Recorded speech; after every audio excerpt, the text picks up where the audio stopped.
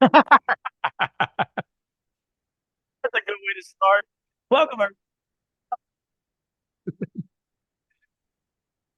you son of a bitch, motherfucker. All right.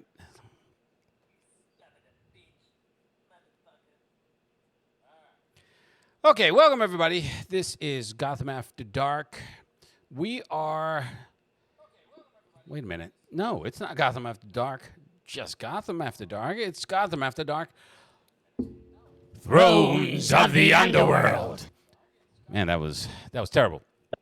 That was And horrible. we are experimenting with a player desired change in that everyone on this channel are going to play villains now. What? I thought they were doing that on the other channel. Anyway, so Yeah. Ah. and we're making a switch in systems. We're diving into the Cypher system, specifically Claim the Sky. It is a supplement for Monty Cook Games. It is a more narrative-based role-playing system, and it actually fits my specific play style, my running style. It's not as crunchy as some of the other games, and it allows for a lot more customizations by the What are you players. talking about? You have no style or All plot. right, shut up. And so here we have with us today Diablo, Toreador, Audible, Mystic Knight, Ethera, and Crosshair. So I want to go around. These are familiar faces or voices, depending. Some people don't want to be on camera. Bunch of bitches. And we're going to talk about each one of our characters to give us a sense of where we're going to go. Because, like I said, everyone is playing a bad guy this time.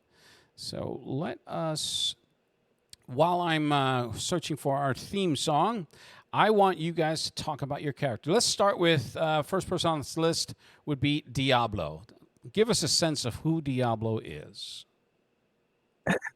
Well, Diablo is he's basically he's what you would consider a hellborn. He is part demon and part human, and he was raised in the demon realm. His mother passed away while he was at an early age, and his father took him back to the demon realm where he learned his magic arts.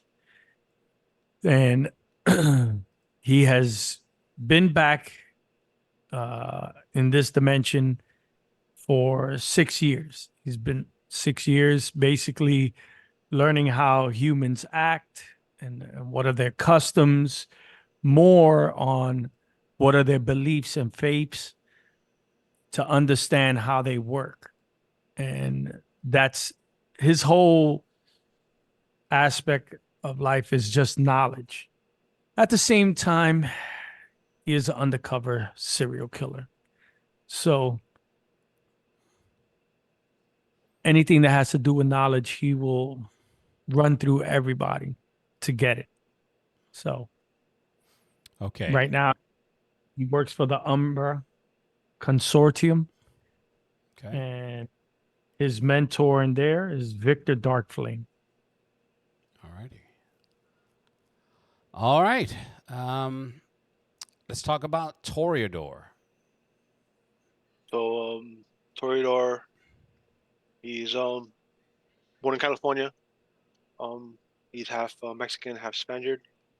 His family, majority, his family is at the border of Mexico. They go into Tijuana to do bullfighting, conduct bullfighting there. The family tradition. Um, he growing up developed a cruel streak, and he instead of taking the profession as a noble as a noble thing, he increasingly became more cruel and mean to the animals. And eventually, he got basically kicked out of his family because of it. His family wouldn't tolerate his habits anymore. With that, he decided to take what he learned from bullfighting and using it on people. He takes immense pleasure in torturing all sorts of people. He has no qualms on who he's torturing.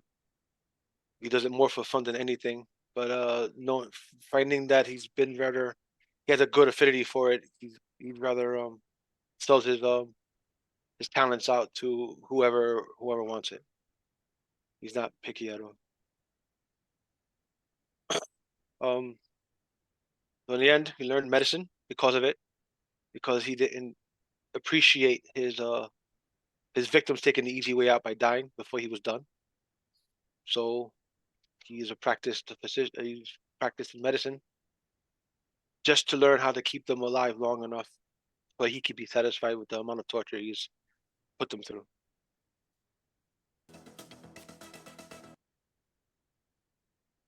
He doesn't have any particular affiliation for any team. He lends out his talents to anyone willing to pay.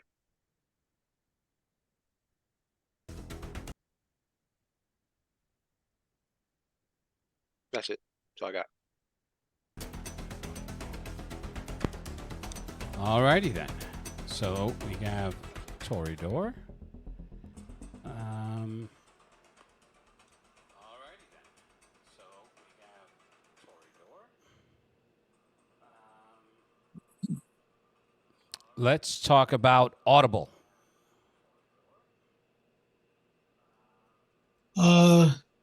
Keep it simple. Let's talk about Audible. Audible,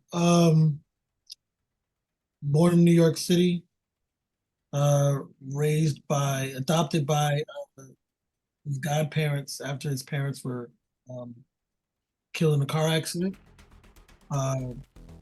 Worked hard to become a star athlete. Ended up playing college football and was about to be drafted into the NFL as a quarterback. Suffered a massive head injury during one of the practice sessions, which caused him to lose his hearing. Because he was kind of a spendthrift, money he had in advance was kind of blown, so he had really no real way to, continue the lifestyle he was used to living. And basically, he got dropped from the team he was on. Someone found him, found out what his plight was, helped him get his hearing back, but there was a catch to it, and the catch was not only did he get his hearing back, but he also developed sonic abilities. And in order for him to pay back the organization that gave him his powers, he has to work for them. And he found out they were criminals. um, and the thing that they hold over his head, besides the fact that he owes them, millions of dollars, is that if he doesn't comply, they're willing to kill his parents. So he's kind of, between a rock and a hard place, but he actually ended up finding out that he actually does really well in his new position as a heavy in the organization he's in, which is known as the Crimson Accord. So he helps them deal with whatever issues they need or whatever. And he has a best friend who I haven't come up with yet. But his best friend was a beat cop who passed his detective test and is now about to himself embark on becoming a new detective. But his best friend doesn't know that my character's real name is Derek Van Gogh. Doesn't know that Derek is working for this criminal organization. That's pretty much it.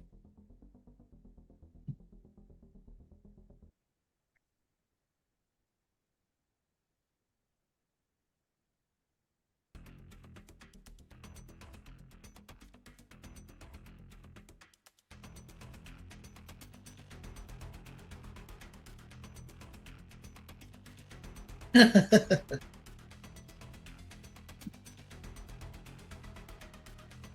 I'm sorry. You were talking to me. My bad. So what? Anyways, now just for a little clarity, you said I am a professor of quantum physics. Okay, because you kind of wrote it in like you did. Yes, you did. Did you? No, you don't. But that's another. That's neither here nor there. Yeah. Okay. Yeah. Sure. All right. All right. All right. Tiny parent or Nazi. Like, fuck you. Yeah. Anyways, professor of archaeology. We teach at Cornell University.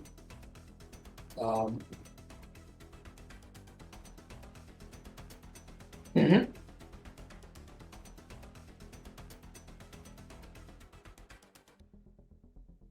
Wait. Anyway.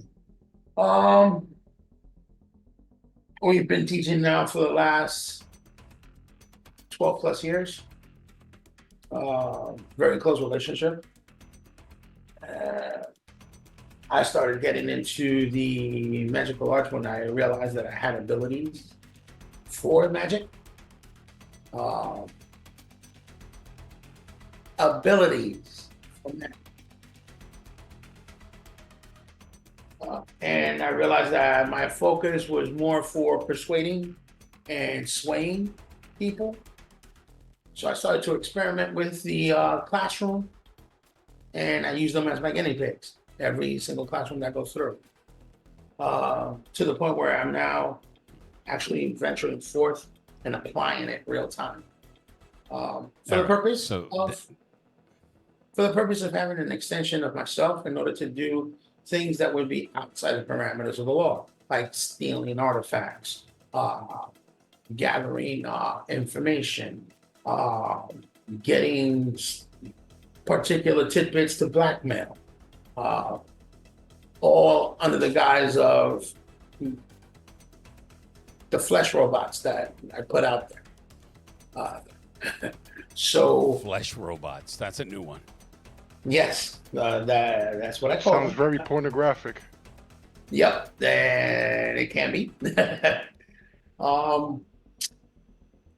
So seeing that I was dabbling more and more and I was exploring more and more with artifacts, that's where my colleague saw the interest in maybe bringing me on. So she offered, I accepted, and that's how I ended up with the Underworld, whatever. You're gonna get it right, sir. Whatever. All right. So I'm there, scoping it out. And it has a good feel for me, in the sense they have a vast library of information that I could use. So definitely I'm playing along as far as I can go, as far up in the ranks I can go to get me more and more access. All for the ultimate goal to actually usurp their authority and power without them realizing that I am. Okay, so power play. Yeah, ultimately. Ultimately, your bid is to try to take over the world. Not necessarily the world, but just my own little area where I can be nice and comfortable and pretty much doing as I please, really. If that means giving information that would be pertinent for one side to be over the other because it serves my interests, so be it. So that's pretty much how I'm playing the long game. Okay. All looking for information, artifacts, spells, to that accord. Obviously, to keep up the ruse, I would give up most of the stuff that they're asking me of. So that way it doesn't go so noticed when I do take something for myself. And keep it so I can forward my points. Okay. All right. And is there anything else for Mystic Knight? As far as everyone's concerned, I'm a team player. Yay. Okay. A teen player? Doesn't sound like you are, but sure. Let's go with that. All right. So let's go with Ethera. Am I saying that All right? right. Ethera or Etheria or Ethera? Athera. Ethera. Ethera. Okay. Gotcha. All right. Athera is a former Mossad agent turned thief and assassin. She had an amicable breakup with the Mossad, and stays in loose contact with them. Mm-hmm. She Maintaining is practical. maintain her contacts, essentially. Yeah. Okay. She definitely maintains contact. Very practical and matter of fact. She is an independent who is willing to work for anyone as long as they pay her. She has a peculiar way of dealing. Not peculiar. She's pretty much straightforward, and she's not just about the money. She's also about, personal comfort. So, payment can be in jewels, expensive art, vehicles, whatever. It doesn't have to be hard cash all the time. Gotcha. She also traffics in favors. Okay. So very very Catwomanish in that Mhm. in that regard. Gotcha. her abilities, her capability makes her particularly good at sneaking, moving quickly and athletically, and moving through objects, particularly doors and walls, which she uses for her work. Gotcha. She does not like being touched. She is a lesbian, a true lesbian. There's no dick in the mix ever. No pickle. Never has been, never will be. Nope. Um, She doesn't even like eating pickles. Unbelievable. All right. She Wow. her most frequent contact out of the organizations is with the Tempest Coalition. She right. likes their connections with the government, with government contracts.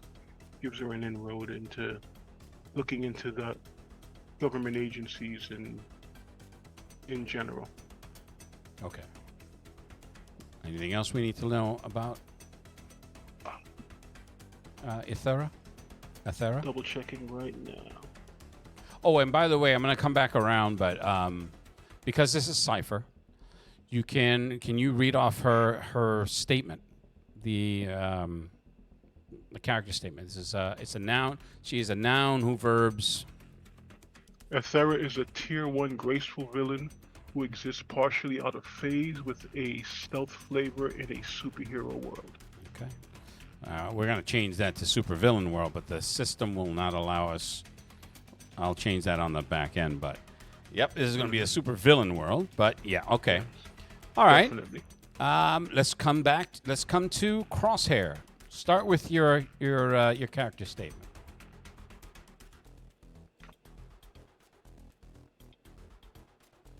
Is Crosshair here? Muted, maybe? Muted. Crosshair has left the building. Hello. There we go. Crosshair monkey. All right, Crosshair. What is Crosshair's name? Because I have a weird one here. You changed it. What did I give you? It says Did I change it? Arturo. Oh no, that's the name, Arturo Big. Yeah, Arturo Beatty. Oh no, that's not her name. I would imagine. I mean, unless you want it to be Arturo Beatty, we're open here. No. No labels. Yeah. Yeah. Well, I'm not labels. All right. I mean, we have a true lesbian, so I guess we're opening up we're opening doors or closing them. I don't know which. Month is over. Her name is Francesca Giovanna De Luca. Okay. Giovanna Giovanna. De Luca. All right. And Francesca is a member of the De Luca crime family, which in Yes. this world is sort of like the Gambino crime family. Very powerful in Yeah. New York, in the New York underworld. They are the head at the head of the table. But go ahead. So Yeah. Crosshair is a Crosshair is a sharp-eyed warrior who masters weaponry and combat with flavor Okay. in the superhero world. So let's talk about Crosshair. Crosshair is basically the average little girl growing up, always up under her grandmother and grandfather, who were, regardless, I mean, as crazy as it may seem, were bakers for as long as she known. Until she was old enough to find out. Until she was old enough to find out that they was actually worked for the family as a hit man and woman team. Her grandmother taught her proper etiquette in cooking, as well as how to read a room, not to mention show, respect when needed, but never let anybody walk all over you. Okay. Her father, however, being the head of the table,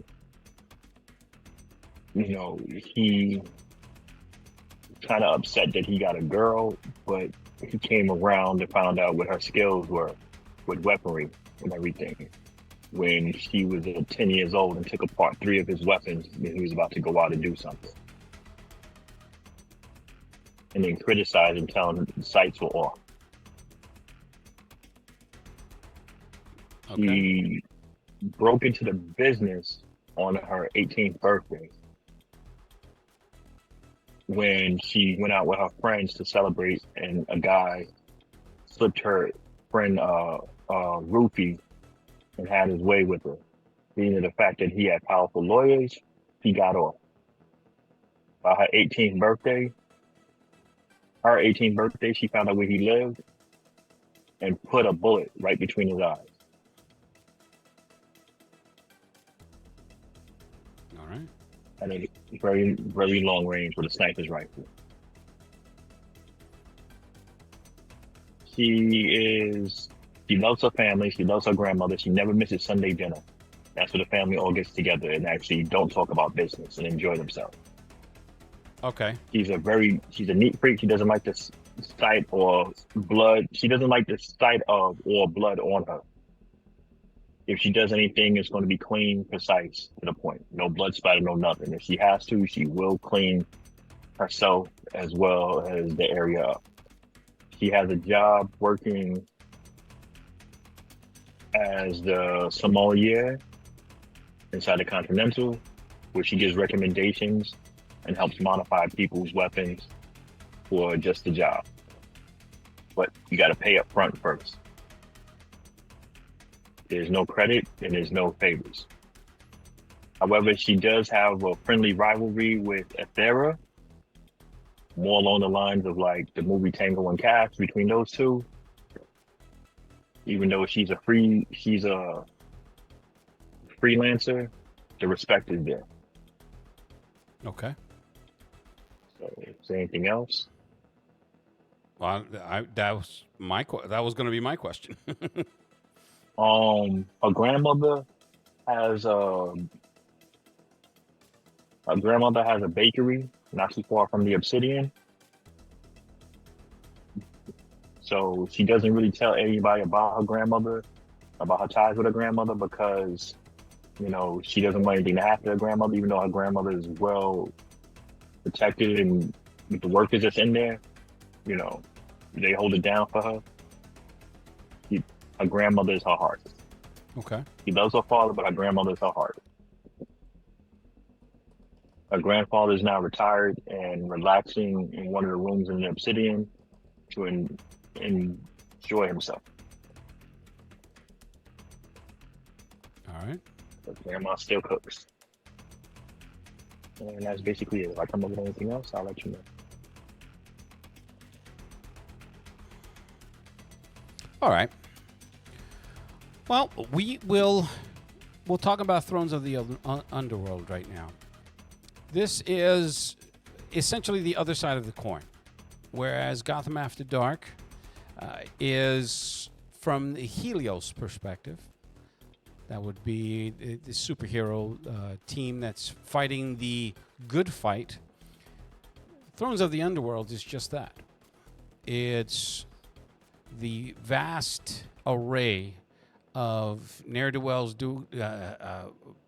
thieves, murderers, serial killers, and organized criminals that are looking to either line their own pockets or, in a megalomaniac way, take over the world.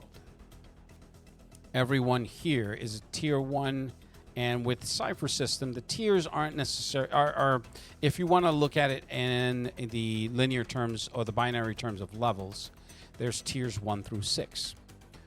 1 being the starter characters, and then 6 being the cornerstones of the entire game, the godlike beings that have gone through fire and flame. Now, with Cypher, the usage of XP becomes more prevalent, as there are things called GM intrusions, where in the middle of a scene, I could say I'm going to do a GM intrusion, and the player can either accept or decline, but they can only decline if they have a pool of XP to pay for it. So to decline a GM intrusion, a player would have to sacrifice 1 point of XP. If they don't have XP, they have to take the intrusion. But here's the kicker to that. And this is one of the reasons why I'm spending a little bit more time on it, because it's a little bit more nuanced than I thought when I first started looking at this game. When you get a GM intrusion, you have the GM. The GM gives you 2 XP, 1 for you as a consolation for the GM intrusion, and then 1 that you get to give to whomever in the group you choose. They don't even have to be a part of the scene. You can give it to whoever you want. The reason is it's an incentive to allow the GM, me, to interrupt the story to add a little bit more spice to it. So say, for instance, you're trying to walk across glass, and you do make the roll. You make the roll, and it is there, and I say, I'm going to do a GM intrusion, and you step on one piece that pops. Now, I will not tell you what the GM intrusion will be until you accept either what I give you, you accept the XP, or you're forced to take the GM intrusion because you have no XP to counteract that. So that's one of the flavor things that can happen. Now, each character that gets built, there's a suggested GM intrusion. You should see it on your character sheets, and they are tied to your backgrounds, to the choices and how you built that character.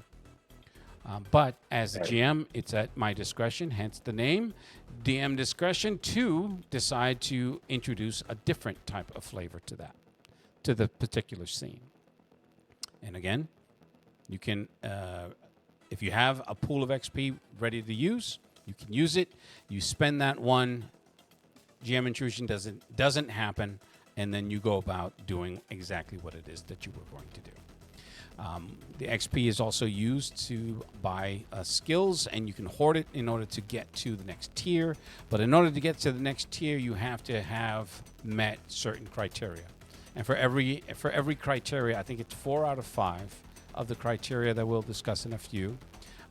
Then you can move up to the next tier. When you move up to the next tier, you're afforded different skills and abilities based on the character build that you have. So there's incentive to hoard the XP, then there's the incentive to use it, and there's a thing called player intrusions. So if you want to do a player intrusion, you spend the XP and say, I'm going to do a player intrusion for X. We haven't gotten to the point where we are there yet, but I'm throwing it out there so you guys understand how that works. Now, for the player intrusion, if I decide that, and I'm going to confirm this, but I'm pretty sure that this is the way it goes. I decide whether or not to accept it. If I do not accept the player intrusion, you get the XP. Not 2, but the 1 just for you. So you guys, we're all cool on how that goes. All right.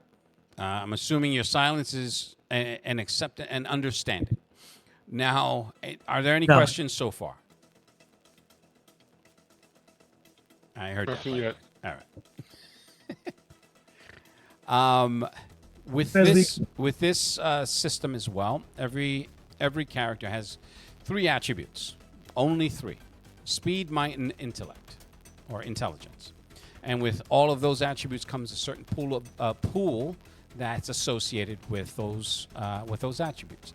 Now the pool is just that. It's a pool of it's a pool that you can use in order to augment rolls, to lower difficulties, and you spend those throughout the course of a character's day. Now these are not necessarily health. There's a funny way that this system does health, in that you are either impaired. I'm gonna get the character sheet here, so give me a sec. I actually bought Monty Cook's book, so it's a beefy book. I like it. It's a universal role-playing game, and it comes. The main book is genre agnostic, so it's system agnostic, and you can use these characters in a universal setting. So with this, let's see. There's a damage track. The damage track is essentially, if you want to go down to the binary thing, it's your health. So you have hale and hearty. That's where you start out. That means you have suffered no damage, no impairments. Then you go down to impaired, where your difficulties are increased. And then there's debilitated, where if you don't seek any medical attention, you're basically at death's door, and then there's death.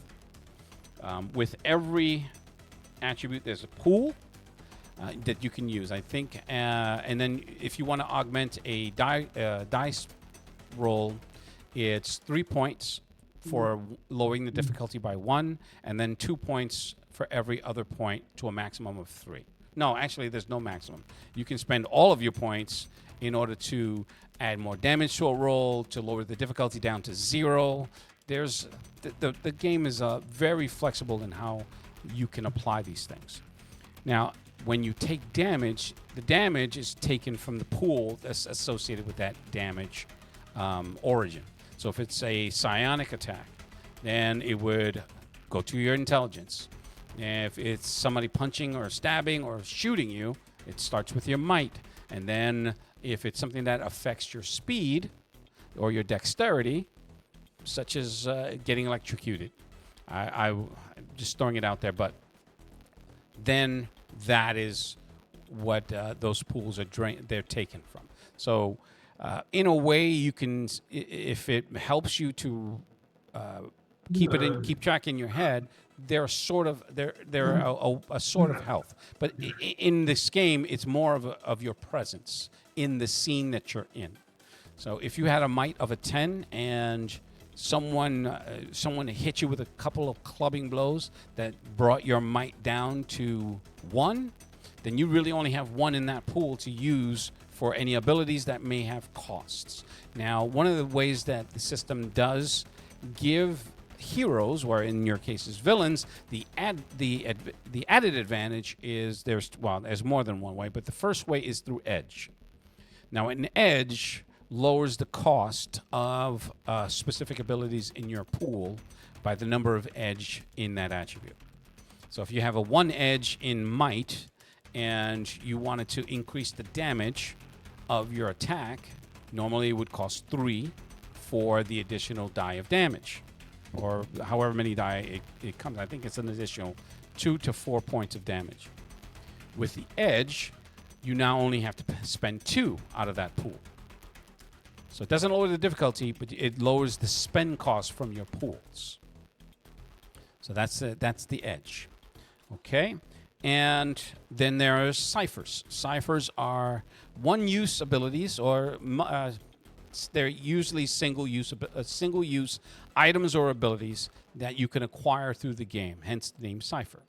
So it could be you find a magic wand. If we were using fantasy as an example, you find a magic wand and it has 2 charges, and it could do lightning both charges. Though that's a cipher. That's I think that's a subtle cipher. There's different classifications for ciphers. There's subtle ciphers, and I've been learning this as we go. So those are peppered in, and every character has two ciphers to start.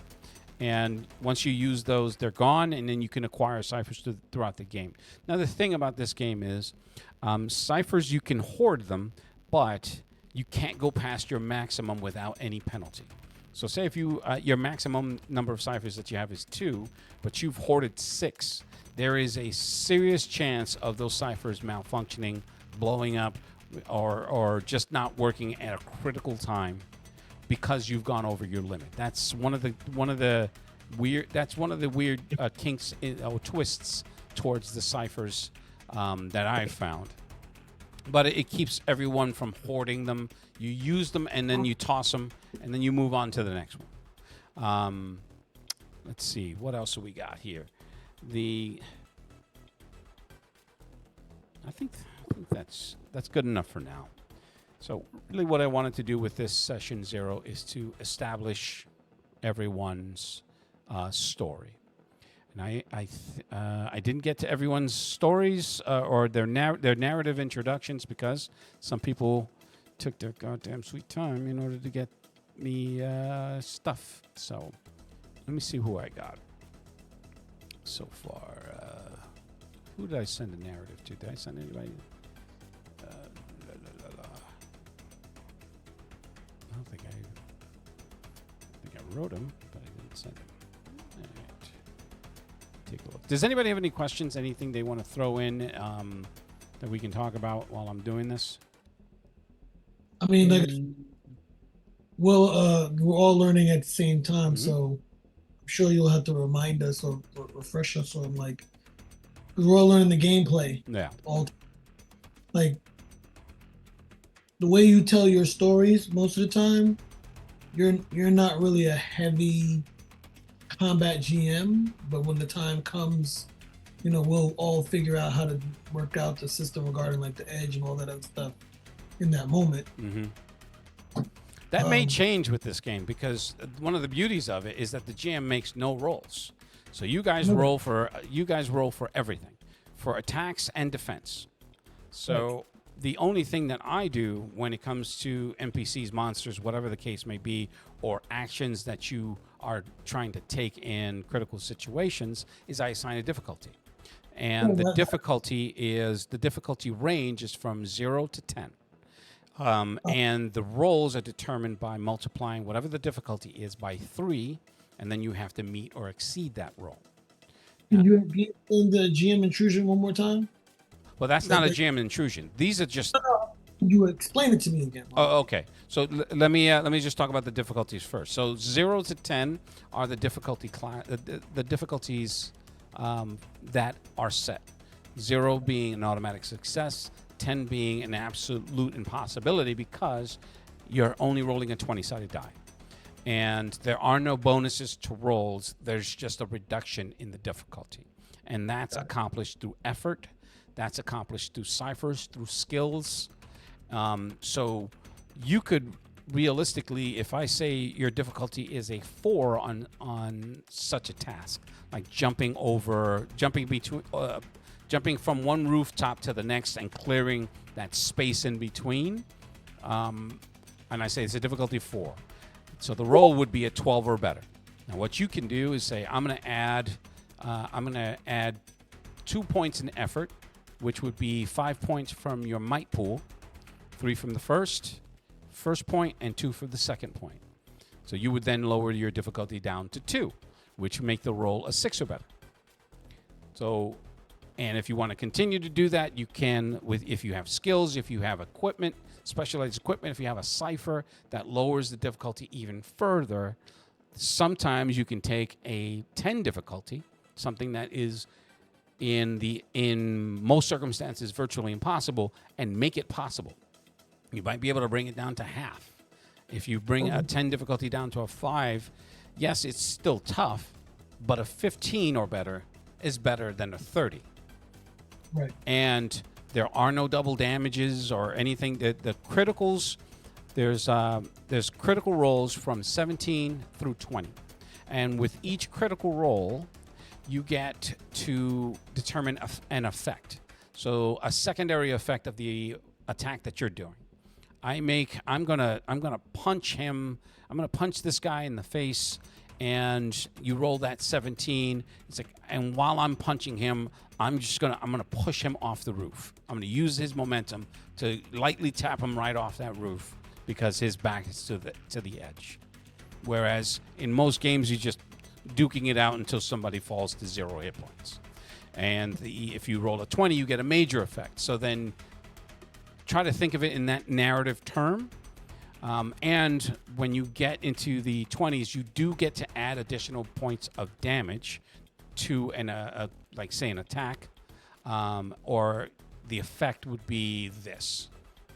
And the rolls of a 1 is the opposite. It's a catastrophic effect that I would assign. And some of them can be funny and humorous, which is fine, and others can be really detrimental to the character based on the circumstances. Now, coming back to the GM intrusions. A GM intrusion is simply an interruption of a particular scene or an action that is being taken by one or more groups of people. Say, like I said, you're breaking into a bank vault. You're almost there. You're at the final tumbler, and the floor is pressure sensitive, but you have a Cypher or an ability that keeps you as light, and so that there's no pressure on the floor. There's nothing that the security system can sense. But in that moment, right as you're getting to the door, I say, I'm going to do a GM intrusion.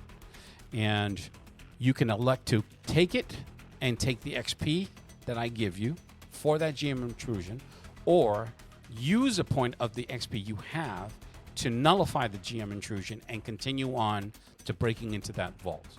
Now, if you take the GM intrusion, you have two XP points to one to keep and one to give to any of the other players that you choose. And you take that GM intrusion, and then I say, from your tool belt, a socket wrench or one of your tools slipped out while you were moving around and hits the floor, setting off the motion sensor. And then you have to respond. You react accordingly in that scene. And in certain cases, depending on your character sheets, you have taken skills or abilities or something in your character background. The system, not the system, but the game gives suggestions on what a GM intrusion could be.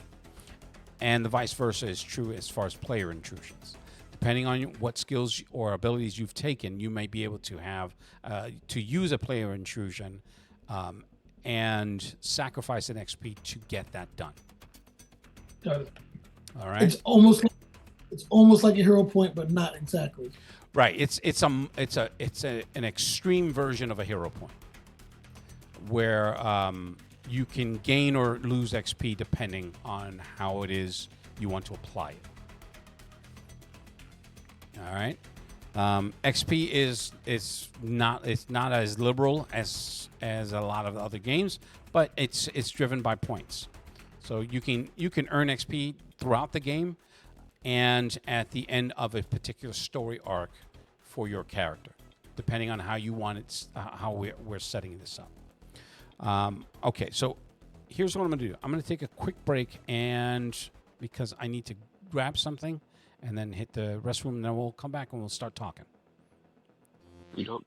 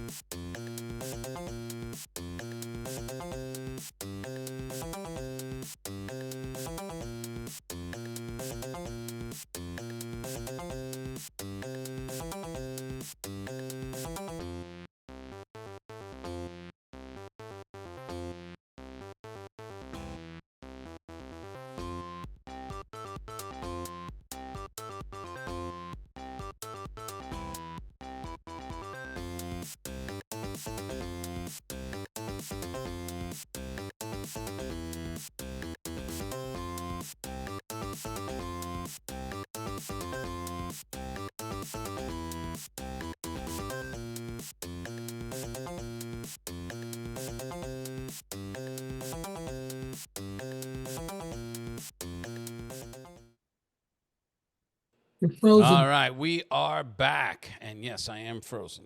It's just Start singing "Let It Snow." I'm gonna punch you in the throat.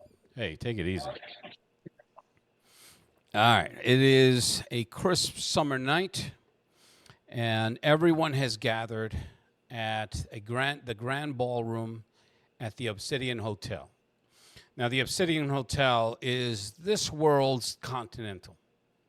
It is a neutral ground where meetings can be held, people can stay when you are of the villainous persuasion and you want to have a good night's sleep without having someone shiv you in the throat. They've built up a reputation over the last 120 years, coming from the old country in Naples, Italy, and it is run by the De Luca crime family. Now, members of varying organizations had gathered, and before I do that, I'm going to give everybody a setting for Gotham After Dark: Thrones of the Underworld. So, as you stand at the edge of the world, you can feel the pulse of the city's underbelly, a hidden realm where the stakes are high and the rewards are even higher. This is a place where the conventional rules don't apply, where the audacious and the cunning carve out their empires. It's a city of endless opportunities for those bold enough to seize them, where alliances are forged and broken in the blink of an eye. And every move you make echoes with consequence. You are at the threshold of this clandestine empire, a fledgling villain in a city teeming with ambition. Here, every corner turned reveals another layer of the criminal hierarchy. From the lowliest street thugs scraping by on petty crimes to the elite masterminds whose influence stretches across continents. This is a world where thinking small is a surefire way to stay small. To rise, you must be willing to outthink, outmaneuver, and outplay everyone else. The underground is alive with whispers of powerful figures and hidden agendas. In the heart of this shadowy network, information is the most valuable currency, and those who control it wield unimaginable power. There are brokers who can uncover your deepest secrets, enforcers who strike fear in the heart of the bravest, and strategists whose plans span years, even decades. Yet, as daunting as it may seem, this world is ripe for the taking. You find yourself surrounded by those who, like you, seek to climb the ranks, to leave their mark on this city. The path ahead is fraught with danger, but also with boundless potential. Every risk taken, every alliance formed brings you one step closer to the pinnacle of power. But remember, this is also a world where the strong prey on the weak, where violence is the currency of the realm, and survival often means taking what you want by force. Metahumans with extraordinary abilities roam the streets now, their power respected and feared in equal measure. These individuals don't abide by any laws except the law of the jungle. The strong take from the weak and fight tooth and nail for more power, prestige, and wealth. In Gotham After Dark, Thrones of the Underworld, the shadows are your allies, and the city's heartbeat is a constant reminder of the possibilities that lie ahead. Here in the darkened alleys and behind closed doors, your legend begins. Will you become a feared overlord, a master manipulator, or a shadowy figure whose name is spoken in hushed tones? The choice is yours. Dun, dun, dun. All right, that was anticlimactic of me. All right, so here we are in the Obsidian, the Hotel Obsidian, or the Obsidian Hotel. So the air is thick with tension as you approach the entrance to the hotel, a place where deals are made and secrets are kept. Inside, the leaders of the most powerful criminal organizations in Gotham have gathered for an emergency meeting.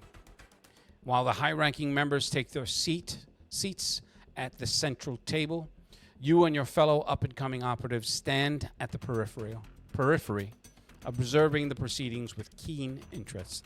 This includes those of you who've gotten recently inducted into your respective organizations, and those of you who have alliances or who have allied yourself with such organizations. There was an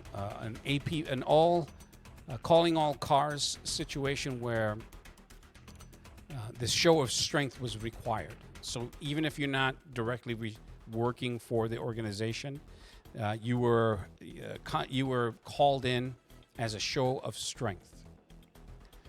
So this is the meeting scene itself. The room is dimly lit, shadows dancing on the walls from flickering candles and lights. The leaders, and I'm going to botch this up here with their names.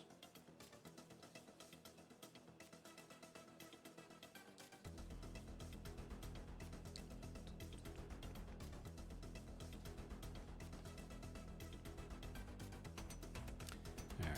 The leaders of the DeLuca family, the East Side Gang, the Russian Bratva, the Triads, Crimson Accord, Tempest Coalition, and Umbra Consortium being provisionally new members to this organization, to this gathering.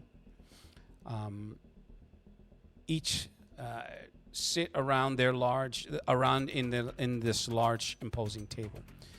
Each figure radiates authority and power. Their expressions of a mix of concern and resolve. By the way, there are other organizations here that you don't know of at the current time, but the ones that I described are the ones that are the most well-known so far. At the head of the table stands Malcolm Treadwell, the enigmatic information broker and orchestrator of this meeting. His piercing green eyes scan the room, taking in the gathered assembly with a knowing gaze.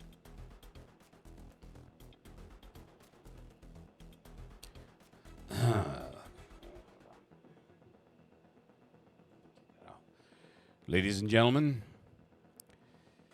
we are facing a great threat, unlike any we have encountered before. The Shadow Scales Syndicate, led by this elusive shepherd, is not content with simply muscling in on territories. They seek to dominate them entirely. With that, there's a murmur of agreement. Varying people are talking amongst themselves. And he raises his hands to shush the crowd. And from what you understand of Treadwell, he is the guy to get info on anything that is required. He is the information broker. Now, you've all worked for, have been contracted by, or have loose associations with varying types of information brokers. But this guy runs a network that is unparalleled in the underworld societies and in legitimate societies, because he freely walks between the two. He has been photographed with dignitaries from across the globe, including the current U.S. president and the former president before him. So many, he may have 10 fingers, but he has more in many other pies. A lot of people try to curry favor with him, and he's been known to take on what he and a lot of people have been calling charity cases. And the charity cases are people that he takes a liking to for some reason, for whatever reason. And when he does take a liking to them, they become a power base on their own. So a lot of people, he's essentially a kingmaker. And no one knows if he's a metahuman or not, but the way he wields his influence, there's a lot of murmuring in not so polite circles that he does have some powers, and as many allies as he has equal measure of enemies. But even his enemies take 10 steps before trying to make a move on him. So he raises his hands. Is their product, this Solomon Grundy, is flooding the streets, and their refusal to negotiate with us has led to increased clashes and public exposure. Something, tapping his finger on the table, that something none of us can afford. We need to devise a strategy to counter this threat, to protect our interests and maintain the balance of power in this city. So with that, the leader of the Tempest Coalition, is it the Coalition? The Tempest Coalition. A certain, she goes by Vanessa Storm. She leans forward, her eyes flashing with determination. She says, "Yeah, we can't let them we can't let them to continue to operate unchecked. We need to hit them where it hurts, disrupt their supply lines, and send a message to Gotham's that none of this is theirs for the taking." And Mr. Samuel Crowley, leader of the Crimson Talons, I think I changed that name, but no, he's the leader of the Crimson Accord, excuse me.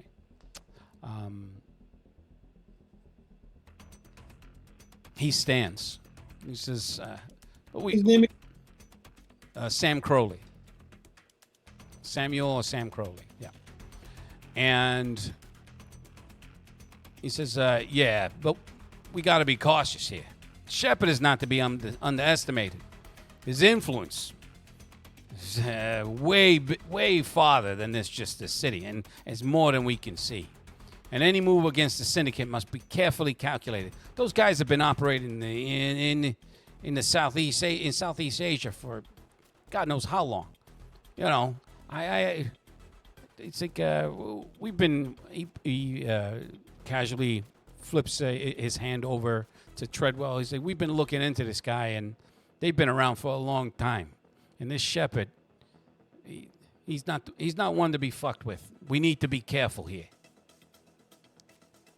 As the discussion intensifies, everyone in the outskirts, including you guys, are exchanging glances because there's been a lot of news lately about Helios and this Shadow Scale Syndicate. There was a big to-do at their tower. You know, that gleaming phallus that people make fun of. And it took a hit, and a lot of people died, and there's a lot of eyes. It's like he's like, and Crowley stands. He's like, yeah, and it's only a fucking matter of time before those goddamn global superhuman fuckfaces come down here and start messing up our business. And I don't want to go back to that again. We had that 10 years ago, and you know how fucked we were. All of our business took major hits. Some of us had to go to war in order to get that resolved. So with that, Treadwell's that's a very good point. So we need to figure this out, and we need to figure it out now. It's like I've been sending out some feelers to see if there's anybody willing to negotiate from them, and well, let's just say none of them came back. Not all of them. So with that, the meeting continues, and you guys are. Let's talk about everyone's association with one another. So I'm going to start with. I know that Diablo and Mystic Knight, they both work for the Umbra Coalition, but that doesn't make them fast friends. How are your associations with one another and with the rest of the group?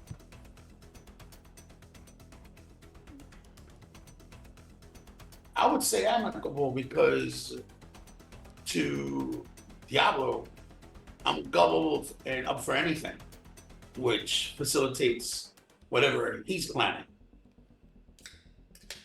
Okay. So I guess in a way, our relationship would be more like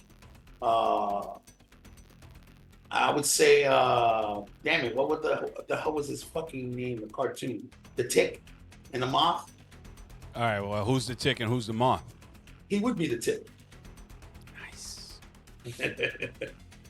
I don't know. Would you agree?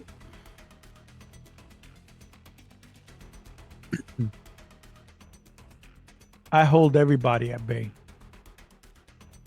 So My character- arm's length type of thing. Mm-hmm. And the reason why, because of what I really am, and nobody knows what I am. I look at everybody as beneath me. My character is a bookworm. So I'm basically, if my association with Adolfo's character is fine, but at the same time, when he looks at me, he's like, "Oh, this guy, all he fucking does." It's like I'm a librarian in a sense.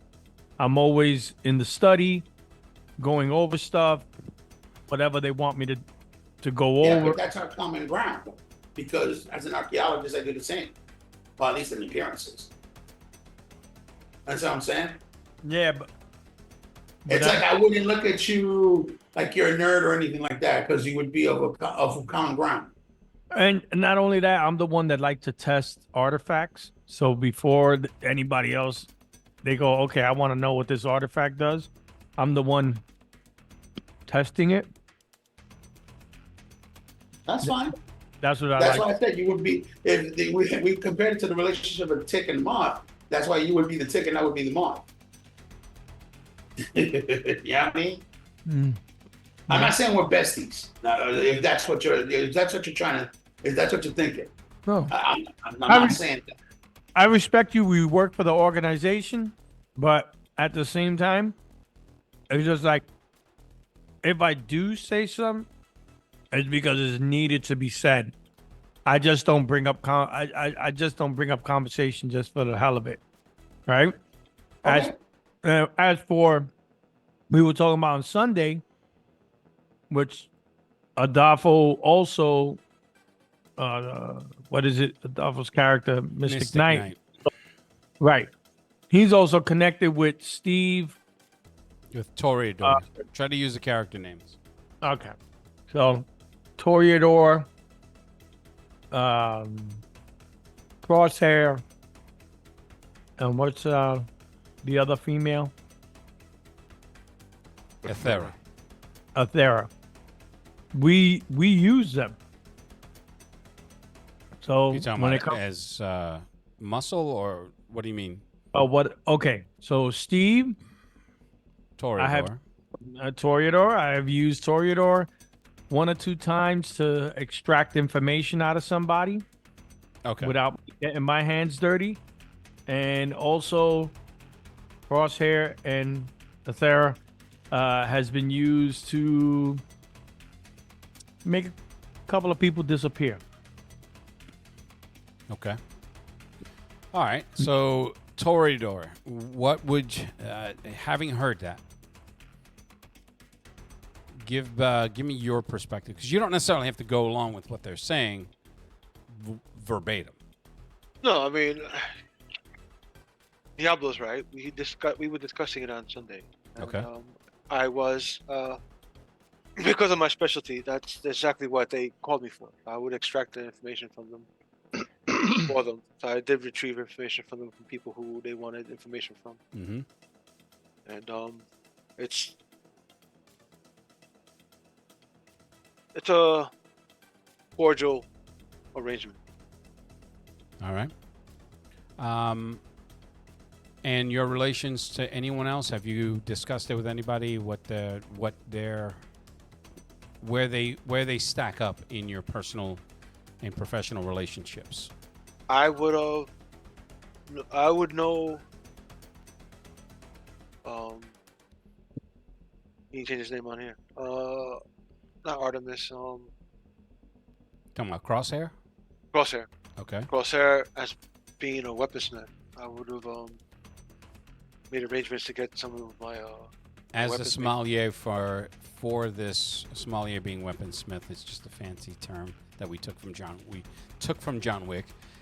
Is the weapon master of the Obsidian. So my character prefers a particular type of longsword, Okay. and she was able to make them for me in the way I need it. So my arrangements with her are business that way. Okay. So Audible, of the array of murderous, cantankerous psychopaths, yours is the most, I would say, not nuanced, but yours is the closest to an actual person that has some sort of moral compass. If I'm understanding the way you put this together, you're only here because you're forced to. You're good at it, but this doesn't necessarily make it something that you're wanting to do. Like, you're not seeking it out because of a compulsion. Right. So how would you see this gathering of fiends and their lackeys, you being one of them for the Tempest Coalition? I'm on the job. I understand everybody has a skill set, and again, like I said, even though I find I'm good at it, I don't necessarily have any kind of like pleasure doing it. Mm-hmm. But I'll do it because I know it's necessary for my own survival. Because who knows what kind of, besides my parents, who knows what kind of fail safes they have on me? They could, I'm outnumbered. I'm not trying to make waves to do so. So, I'm basically more like a fly on the wall in the sense where, okay, well, this seems to be a problem with the organization, with all these organizations, and the Shadow Scale Syndicate seems to have a chokehold on, product that's creating a lot of disarray in the city, and obviously it's all affecting us too, which, for the bottom line, also affects my money. That affects my money. Like, if this is happening, I'm not getting paid, right? Mm-hmm. Despite anything, despite what I have to do, I'm kind of comfortable with my lifestyle, which is one of the reasons why I was happy to hit. My character was happy to, was hoping to become. How freaking hard is it to keep those type of pictures private in your photo gallery? I don't know who that was, but it wasn't me. Please mute yourself. Thank you. Look, I'm not Drake. I was just gonna say, I don't want to be. I don't want any of us to be called at the hearing. Okay. So yeah. So you were talking. I'm sorry. Before that weird thing just broke the continuity. Sam Crowley's my boss. He is your boss. Yeah. He's my boss. Despite what I know, the hook I'm on, I respect him for the way he leads his organization. And so far, I don't feel like he's treated me poorly. I understand my position.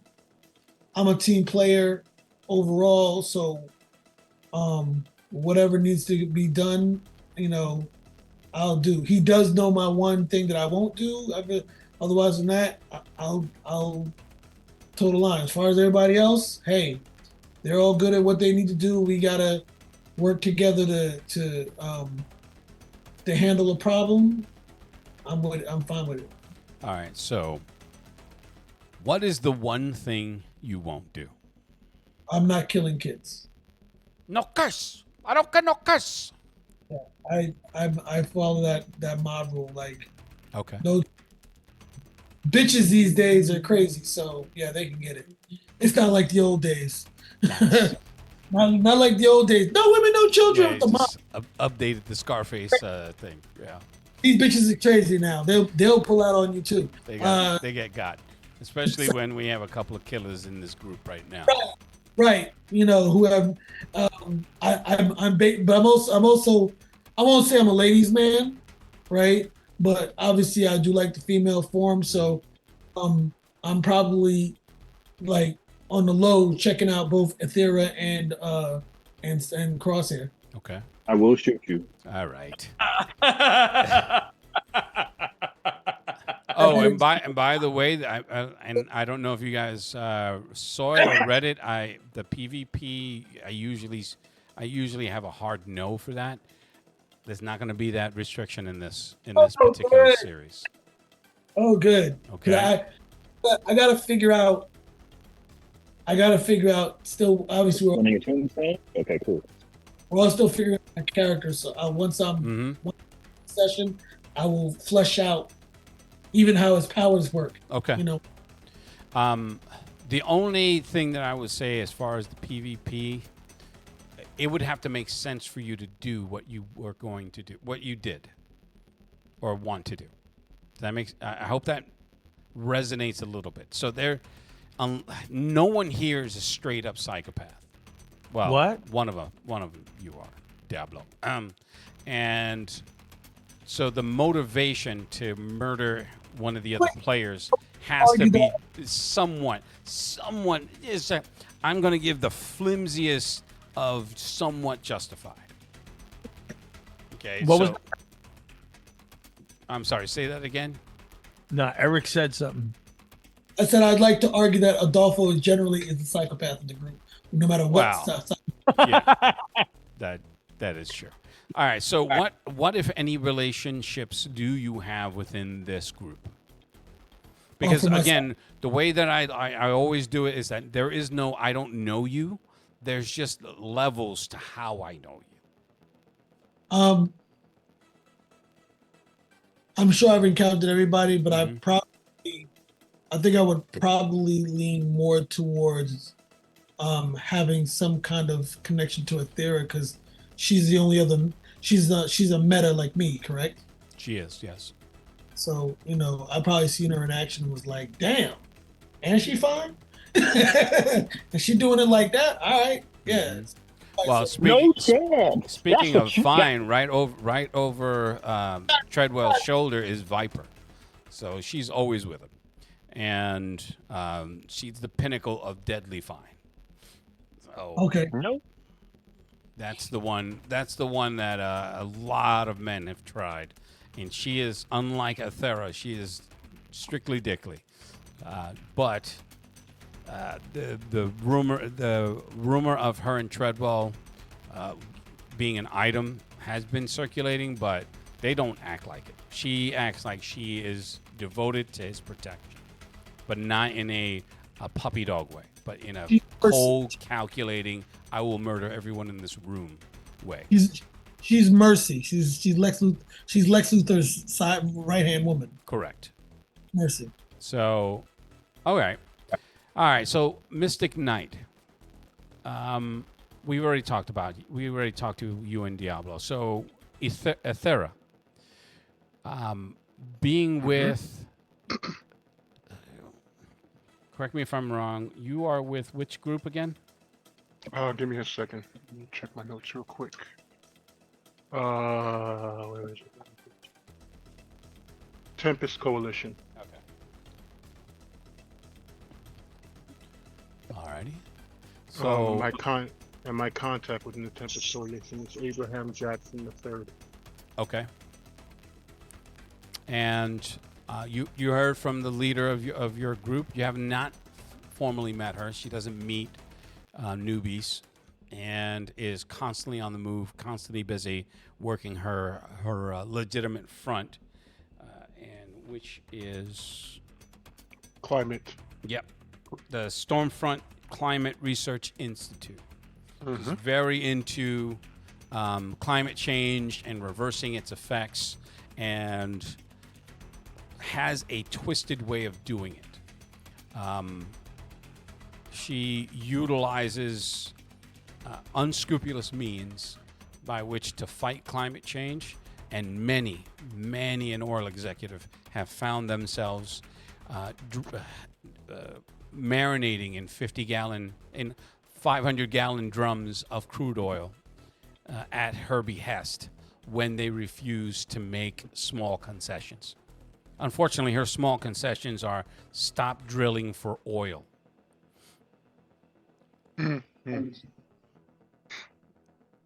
But she's extraordinarily ruthless.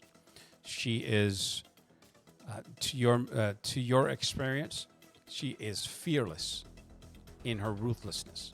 She doesn't care who gets in her way. And she has yet to reveal her abilities, but you know she does have them. I like her already.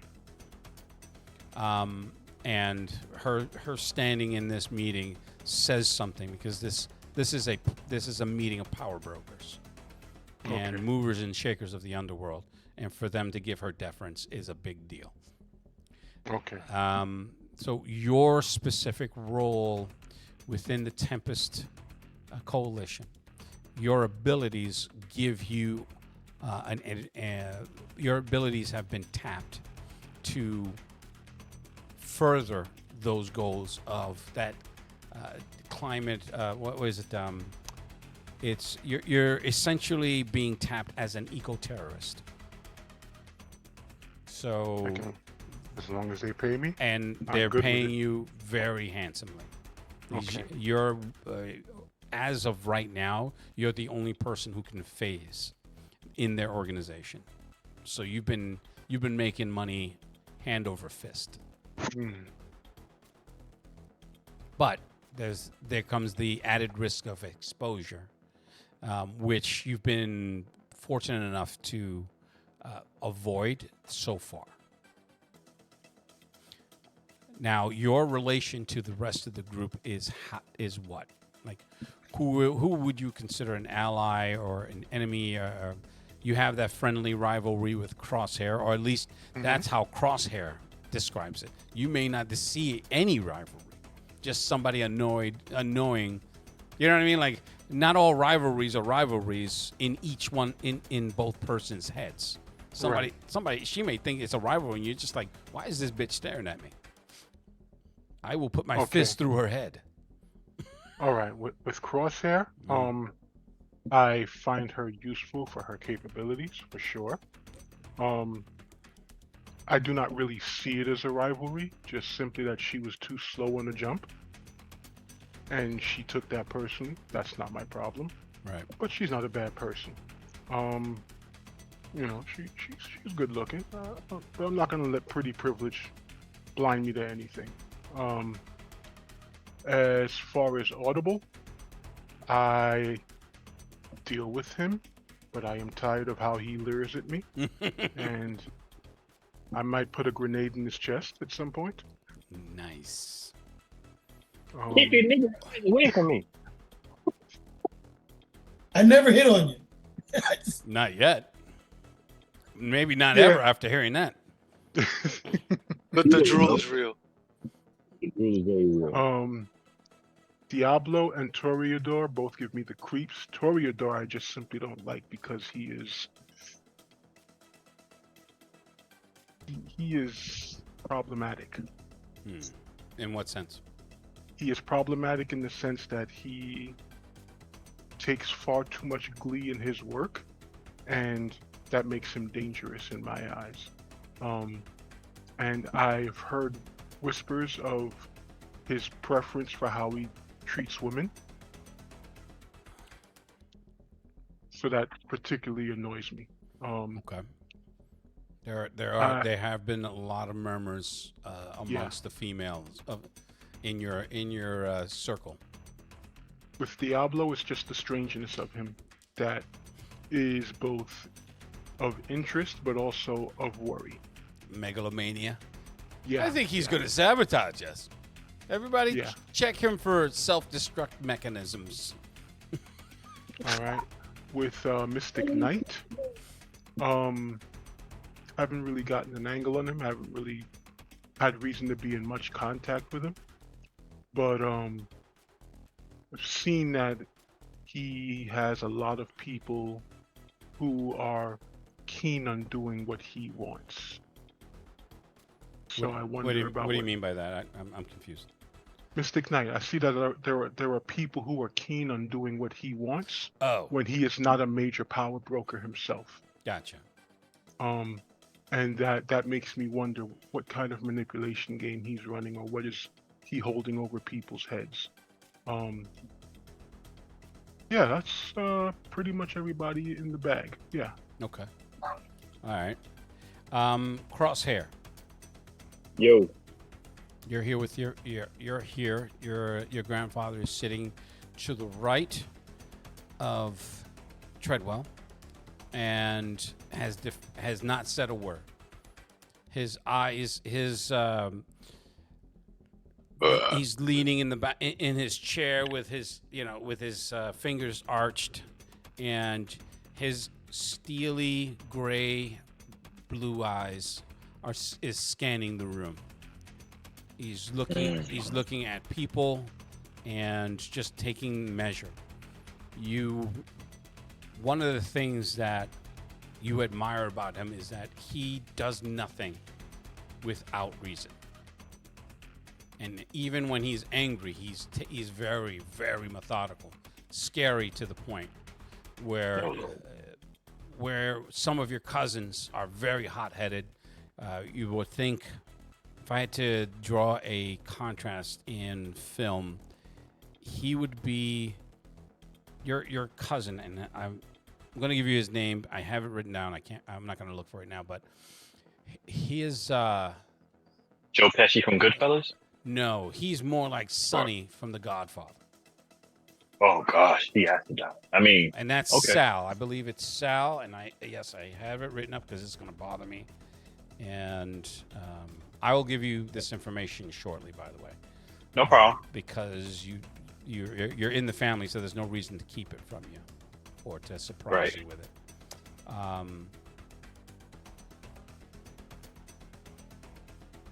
Okay.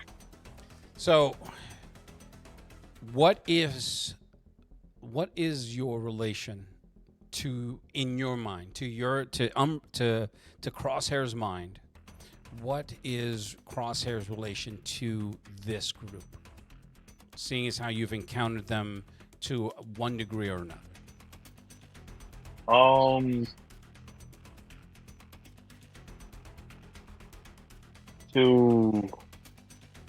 Well, let's get a theory out the way. I think I'm kind of mad at Theory because she got the drop on somebody. Well, I wouldn't say mad. I'm more mad at myself, and I'm projecting a little bit. Because the mark that I was supposed to have taken a shot for, Theory got before I did. 10 or 15 seconds before I did.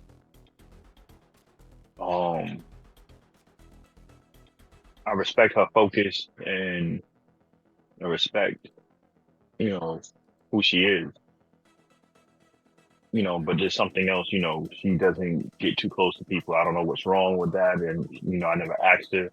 Maybe it's something personal, but we'll cross that bridge when we get to it. Okay. Or Audible has almost that frat boy mentality. Like, he does his job, he does it good, but it's like sometimes it's like he's waiting to get interviewed. Like he's waiting for somebody to run up on Mike, Audible, you just took out 5 drug dealers from the crazy Rasta pasta game. How do you feel about it? Well, there's no I in teamwork. I gotta give 110%. What does he do? What do you make him sound like Brandon Fraser from Bedazzled? That's the way I see him. He's a little flashy with his, but he gets his job done.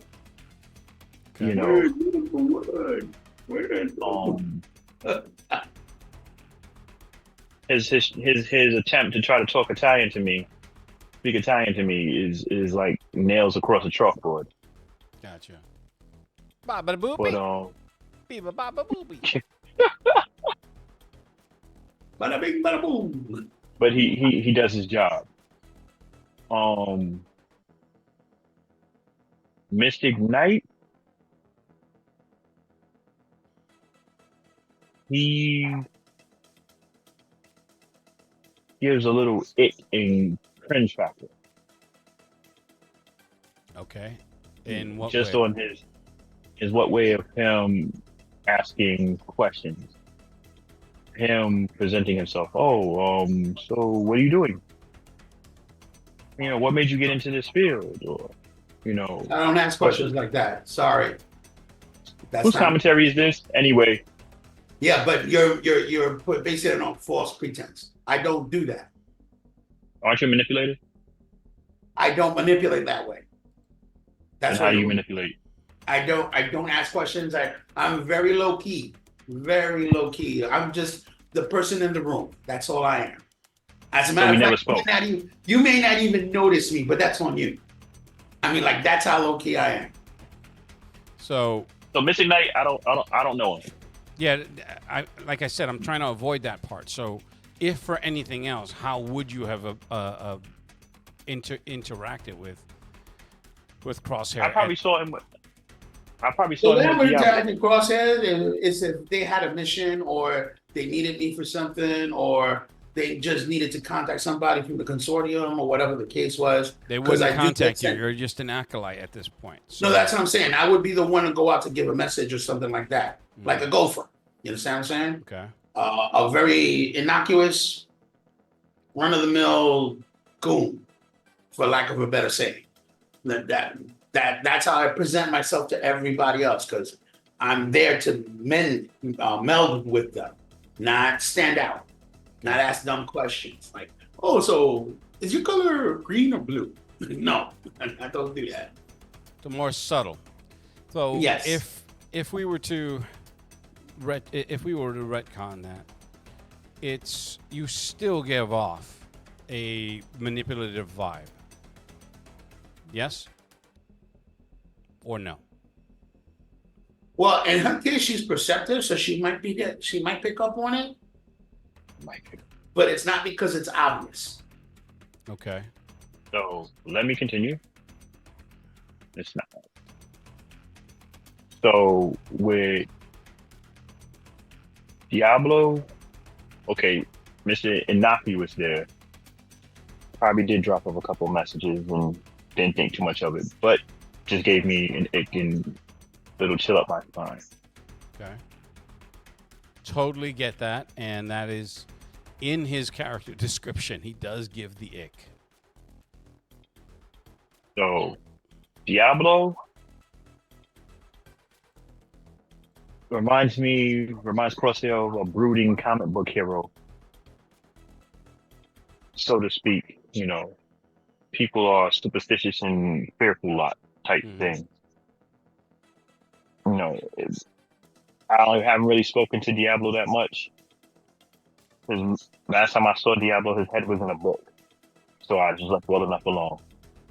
Okay. And Lou, just on the side note, sorry, Gene. My character is very respectful with everybody. Never no sarcasm. Everything is just straight blunt. But it's very respectful. Doesn't, no profanity, no nothing. It's just a heads up. So like with Kakashi. Crosshair and Ethera. You're Kakashi. Yeah, you could something like that. He's Kakashi from Naruto. So just what I need, or if they need something from me, and I have to give them information, or whatever like that, or if I need something from them, I just good morning, good afternoon, blah blah blah blah, get right to the point, and then that's it. Okay. I'll mute myself. Joking. And the last is what, Toreador? Yes. With Toreador, he to me is a man of sheer will and willing to get the information sometimes by any means necessary from what I saw. If I'm wrong, I'll sit and correct myself. But he has that once I see something I want and need, There's no stopping him. None whatsoever. So with that, I take it with a grain of salt every time I see him. Okay. This is your cousin, Salvatore Sal Romano. He's a capo regime. Salvatore Sal Romano. Gotcha. And he's the hothead? He's the hothead, definitely. But you can see how pretty he is, so he gets away with a lot. Your Where you put the picture in the art gallery? No, it's in Roll20. He gets away with quite a bit. He's a big charmer, and he's the rumor is that he's next. He's next in line. What? For Don once your grandfather steps down or. Why does he look like freaking Mark Strong? Okay. The meeting goes on for about an hour. People coming in, out, serving drinks, bringing in food. The obviously drinks and food for the table, for the high table. And I realize I'm using a lot of John Wick references, but this isn't their high table. This is my high table, and okay. That's right. Seriously, he's not going to show up. He's dead. 3 hours. The meeting goes on. People arguing. Beefs are being brought up and quelled and talking. Here's what I'm going to do. Ethereum. I'm actually good. Yeah. I need you to roll an intelligence. So you just this is going to be a perceptional check, but you use your intelligence. The difficulty is going to be a 3. Now you can apply effort or not to lower the difficulty, or just make a straight roll. If you apply if you apply effort, this is how we're going to do it. And I printed out everybody's character sheet, so I have it in front of me.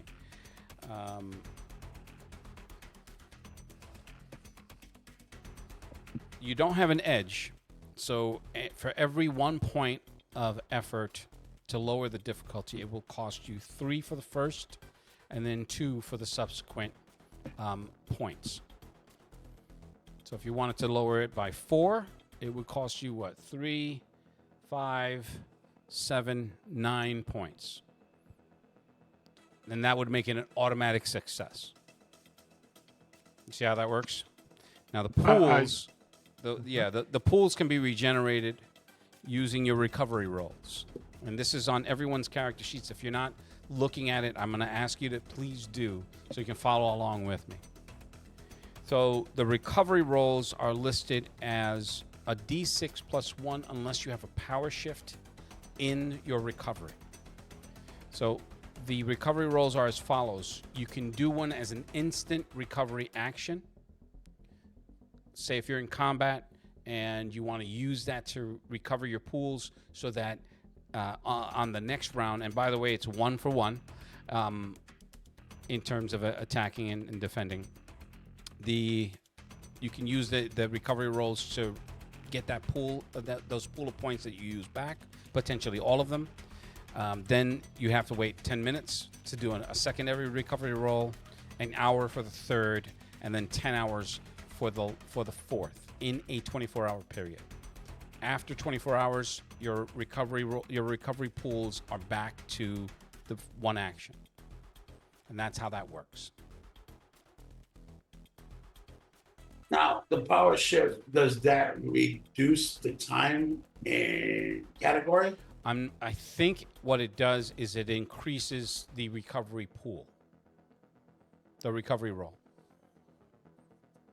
if I'm not mistaken, and I may be mistaken. All right, so basically I'm rolling a d20 and the target number is 3.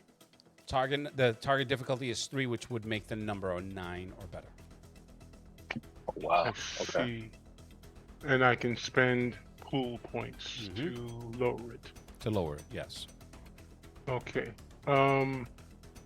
Then I will do so. I will lower it by, so it's 3 points to lower it. 3 and then points the for the next, first one, Mm-hmm. and then 2 points for every other difficulty point to reduce it. So the math Okay, is is 3 for one, 2 for the second, 2 for the third, and for every other is 2. Gotcha. So I will lower it by 2. So that's 5 points out of my pool of 11, which I should make note of somewhere because I can't write it on the character sheet. Not sure. When we move over to Foundry, you should be able to do it. Just looking at their character sheets, they seem pretty simple. Okay.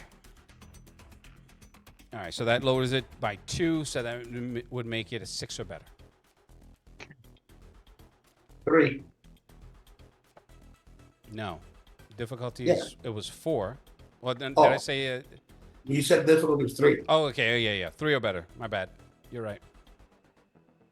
All right, here we go. Of course. Perfect. That's... Dude, the only thing would have made that worse if you rolled a 1 right out that gate. Okay. So you rolled a 3. He rolled a 3, yes. All right. That's hilarious. When one of the doors for the servers was opening, and you know they're swinging doors, so I don't know if they're called something special, but let's just say they're swinging doors for the kitchen.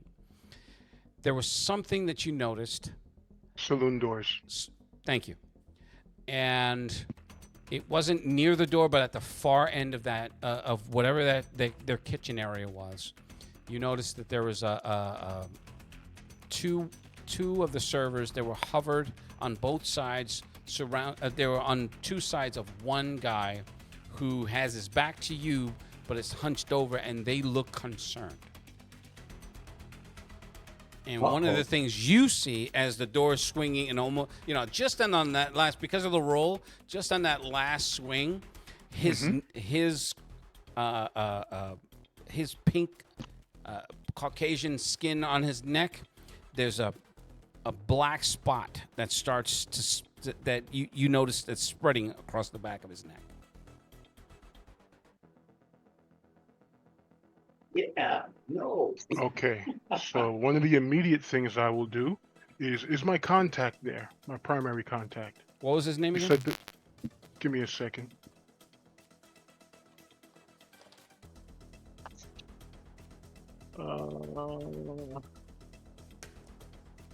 Abraham Jackson III. Okay. Now I've done some organizational charts for some organizations, but not all. You guys will have that before the next game. Everybody will have that. And you said his name was what again? Abraham Jackson III. Okay. Yeah, you can see he's talking. And he's the contact. All right. He's talking up one of the servers. All right. He is laying it on thick, and you could tell she's falling for it. He's got real fuckboy vibes. And I go ahead. will walk by him, but I'm not going to interrupt whatever. Actually, I don't give a shit. I walk up to him and I whisper in his ear, "Trouble." So with that, he immediately disengages. He's like, "I'll be right. He's like, yeah, just chill here for a second. I'll be right back." And he turns to you. Are you walking past him like towards the kitchen? Yes. Okay, so he turns after he says that, and he catches up to you in a couple of strides. See, he's maybe about 1.5 feet taller than you, and he's like, "All right, what are you talking about?" Something in the kitchen. So he's looking around. He's like, "All right, let's just make this quick."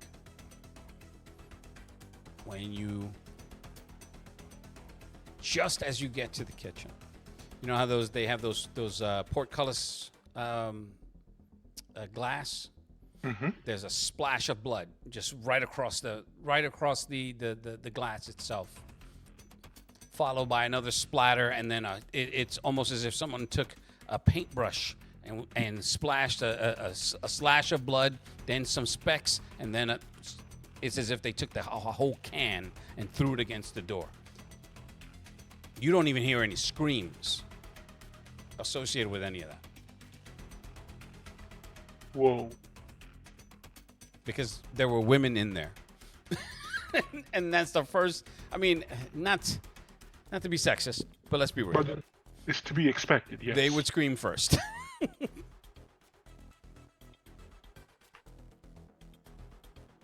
I immediately put And a he's hand just up. like, what the fuck? And he takes out, what are those submachine guns where it has a rounded handle where you put the trigger in? I had it in my head. Calico. Yes. Pulls that out, puts the stock on. He's like, what the fuck? And he reaches to his earpiece. He's like, trouble in the kitchen. And immediately the other six people in your retinue, they start walking towards you. Okay. Now, that leaves you both there. He's just like, what the fuck? So far, everyone's so embroiled from the meeting that they don't notice it. Now, those of you who are warriors, also roll your perception. That will be your intelligence with a difficulty 4. No, 3. Excuse me. So that would have to get, let's see, crosshair. Intelligence. I have no edge on that. Wait. By the way, no edge yes, on if that? you had an edge, that would lower the cost of the pool by that number. No, I so don't have an edge. Go ahead. So it would just be a straight roll. it would be a straight roll unless you're expending effort using your intelligence pool. So what did I miss? I had to step away for a sec. Wait, what? What did I miss? I had to step away for a second. Oh, I'm asking everybody to do a perception check.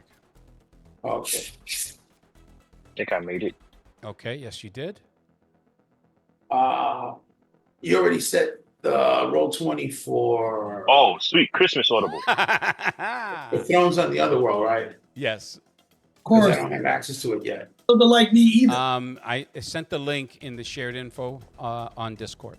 He can't access Peanut. his roll. His roll. I can't 20, open apparently. Discord. Not on the Discord. laptop, so Oh, I'm gonna just post it in Zoom. Okay. I'm gonna get the link and post it in Zoom for him. So can I roll for you, or I can can someone roll else in roll Gotham. for you, or you wanna take a few seconds? I can roll in Gotham after dark. I don't see that. I'll roll for him. No. Do it. Do it. Do it. No. You Delay showing your that. rolls. Okay. I'll remember that. Okay, Steve, go ahead. cool. Oh, please. Steve. Are Watch Steve roll a are two. you gonna be expending any effort on this roll, Mystic Who, Knight? me? Yes. No, I have an edge. Yeah, but the edge doesn't lower the difficulty. The edge lowers the cost of the effort. Mm-hmm. So are you expending any effort to lower the difficulty? It's a 3? It's 3 points of 3 points in your pool. No. It's a 3. It's a 3. Yeah, The yeah, the difficulty? roll. The difficulty is a 3, so it's a 9 or better. I trust Steve. Roll. Okay. Ah, Toreador. And he rolls an 8. let's see what I would have gotten. Okay. All right. So Audible's like, hey, this ceiling's nice. I like all the chandeliers and stuff. No, I'm kidding. You don't do that. However, for Crosshair, Mhm. you're standing on the outside of the retinue with everyone else because again, you may be family, but you're still, and you're not high up in the Quick order of question. importance. Yes. Is being trained in perception lower the difficulty? It might. Are you trained in perception? Yep.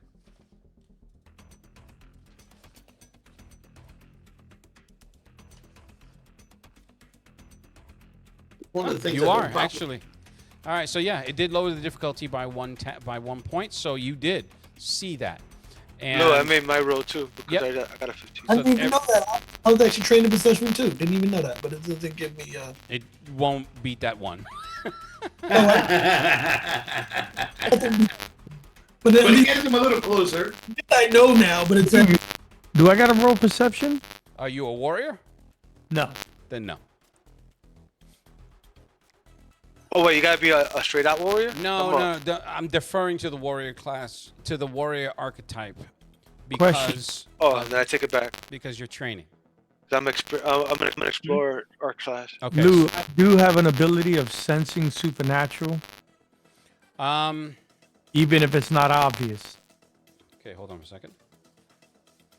I gotta get my glasses. The way that this PDF is, it shrinks all the type, and it makes.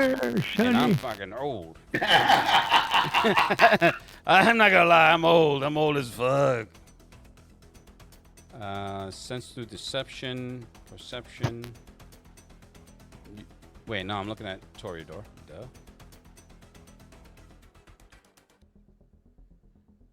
Oh, and by the way, your people do distrust you. You have it here on your skills.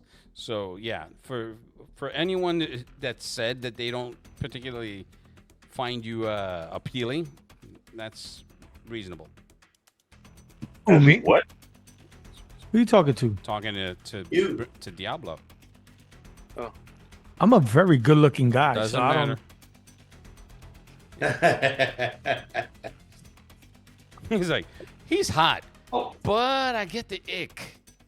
by the way, did you read what I sent you on Clearly, I did not. the third? Okay. Ah. If you look at sense magic, it says you can sense whether the supernatural is active in situations where its presence is not obvious. So Lou, what do I see? Give me 1 second. I just want to make sure that I'm doing this correctly. You must study. Yeah, I like how you didn't read the rest of that. You must study an object or location closely for a minute to get a feel whether a mystical touch is at work. So no, that would not apply here. All right. Somebody that's suffering from spangiitis. From Rafatism. Wow. I officially Metal block. named it Spanky Henshin. Spanky Henchman. Wow. Frankie Henshin and Rafatism. Like, hey, They're Wow. talking about me. Anyway. cameoed in this episode. Okay. So what I will do, everyone that made the perception check noticed the movement of the Tempest. Tempest, the TCs towards the kitchen and following the six, because they're the biggest group. They're the ones that immediately catch your eye. Following their line of sight, you immediately go to where Ethera and her contact Abraham. are at the like near the kitchen, but Jackson has his weapon out, and this isn't one of those check your weapon meetings, because there's mutually assured destruction. Not to mention the fact that here at the Obsidian, it's forbidden.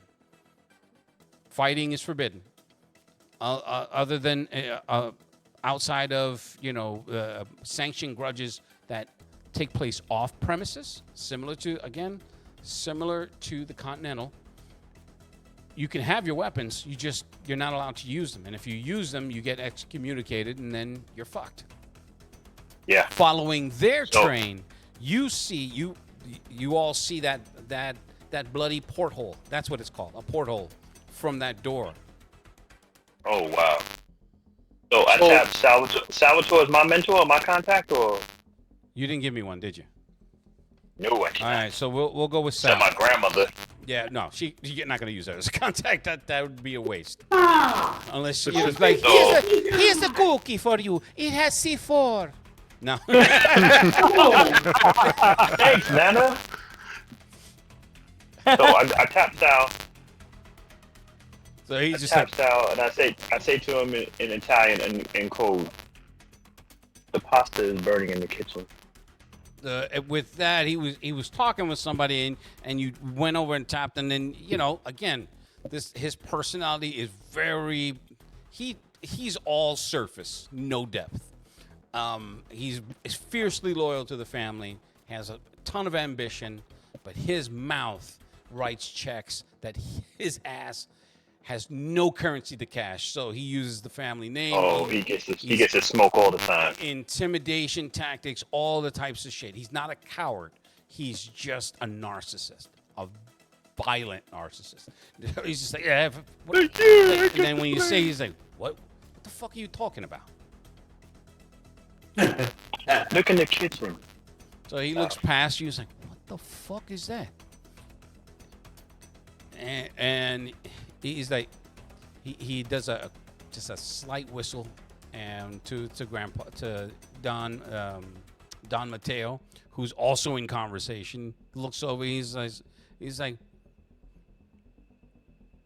gives him the look, and then he turns his eyes. He turns, and it's all in looks. Like, what are you talking? There's a conversation in all three of your looks. It's just, what the fuck's going on? What's happening? And then Don Matero gives you the signal. He's like, okay. Puts the thumb, and crosses his neck. Go take care of that. That's the look. Okay. So Sal gets up with you. He's like, what the fuck is going on over here? These fucking Mamalukes. What are they doing? Hey, Sal, I need you to put that down to at least a 3. Hey, you don't fucking tell me what to do. You hear me? You're my niece, not the other way around. Let's figure this. Let's go fucking figure this shit out. Got a conversation. Out of character. I see myself. I'm gonna have to kill him later on down the storyline somewhere. Or he may have to, give you a Sicilian necktie. Now, How did Hancock say? Bitch can try. All right. So yes, Toreador. Sure. Do I get the opportunity to see too? Or? No. You all see this. Like I said, this. I'm going from group to group. All right. So what are you doing? I loosen up the peace ribbon on my sword. Okay. I'm getting it ready. And and I start to glide in that direction. Okay. We haven't talked about your contact, yes? My contact? Oh, he's my fixer. His name is Gandalf the Grey. His name is Derek Oberon. Okay. Hold on. Let me. Wolverine! Sorry. You couldn't help yourself? Please help yourself. Come on. And he's a fixer? Yeah, he gets me jobs. All right. Mostly neutral, but he himself, he favors the Russians, the Chinese, and the Mexicans. Okay. That's why I know him, because I'm from Mexico. So he's not directly allied to any one of these organizations? Him? Like I say, well, not the ones that are there, no. Okay. Cool. All right, so he wouldn't even be at this meeting. No. Fixer. Hey, Lou. Yes, sir. I'm seeing all this commotion, so I am gonna use that. This is in a sequence. So, from the time that Ethera, her contact, made their way over and then summoned their boys to where everyone else started noticing. Because you're that bookworm, maybe you had a book in your hand and you were reading it. Okay. Okay. So that is an easy way to resolve the reason why you didn't notice it right away. You're not battle ready because this is not the place to be battle ready. Everyone knows that. Audible's just like, man, this place is nice. Look at the pretty light. When I was running the Look at the pretty lights. I could run like 10 first downs in this place. No, I'm just kidding. That's just fucked up. I got 3 touchdowns in a single game. And I got a helmet. I threw 2 touchdowns in a single game. I like Vicky. She All right. likes me. And she showed me her boobies. And I like this. And Gabe is an honor because Medulla a black Bobby Boucher. All right. Now, so Ethera, Yeah. you and Abraham are he's just like, what the fuck, and start moving towards the door. Well, he moves towards the door. I'm not gonna speak for you. I'm gonna actually move towards the wall to the side of the door and Left go or through right? it. Left side. All right. Yeah. No, right side. Right side. Right side. Since there's 2 swinging doors, it would take you maybe about 5 or 6 feet away, and at a 45-degree angle from where he's going in. You know what I mean? Like, so you cross paths to get to that side of the door, and he makes a beeline towards it. It's you notice the pool of blood that's just not pouring out, but it's rapidly coming out from underneath the frame of that door. Oh boy.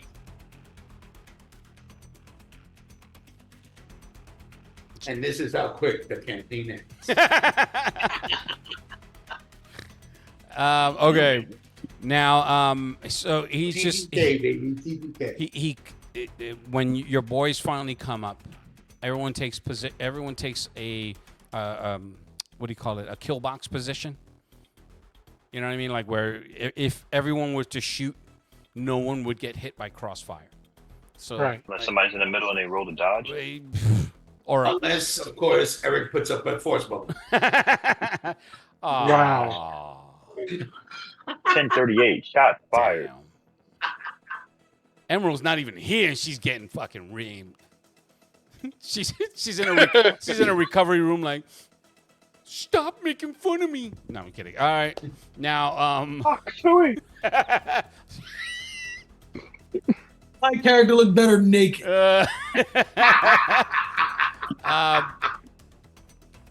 He motions to one of his boys to go to pull the door, and when he pulls it, there's like flickering lights. Now you notice there's the lights in the fluorescent lights are flickering, but they're flickering for a reason. They're on the far side of one of those long stainless steel prep tables. That whatever that person was, no longer a person. There are, if you can think of the Thing, where from his shoulders there's a pair of tentacles that from his shoulders to his neck are out, and they're holding two of the servers, or pieces of 2 of the servers, and slamming, and not slamming, but there's just violently shaking them to the point where like their limbs are just flying right off. Just blood splattering everywhere. And when he's just like, oh shit, then the head of that thing just makes a complete 90-degree turn to the point where you can hear the popping of its neck and the muscles. And he immediately raises his gun and starts shooting. Oh. And bang, bang. yeah. And with that, I'm going to stop this game for today. And we will come back to this new Gotham After Dark series, Thrones of the Underworld, in our next session. So, for Diablo, Toreador, Audible, Mystic Knight, Ethera, and Ethera. I'm going to get Ethera. it. Ethera. Ethera. And Crosshair. I am DM Discretion. Thank you so much for joining us. We will see you in the next adventure. Did you just say DM Destruction? Yes.